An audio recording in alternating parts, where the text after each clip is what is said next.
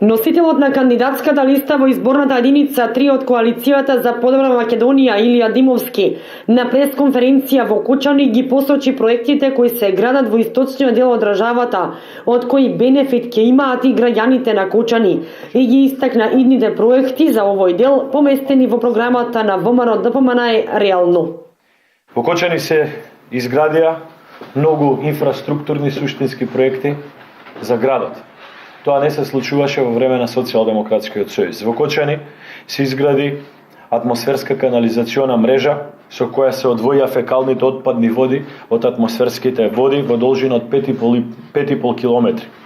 Започна реализација на проектот за изградба на пречистителна станица и изградба на колекторски систем. Течат активностите околу изградбата на браната Речани на Оризарска река, капитален проект кој е важен за целиот источен регион и има вредност од 27,3 милиони евра. Во Кочани се изгради училишна спортска сала во училиштето Крсте Петков Мисирков од страна на владата на Република Македонија. Се отвори клон на детската градинка Павлина Велјанова во село Оризари.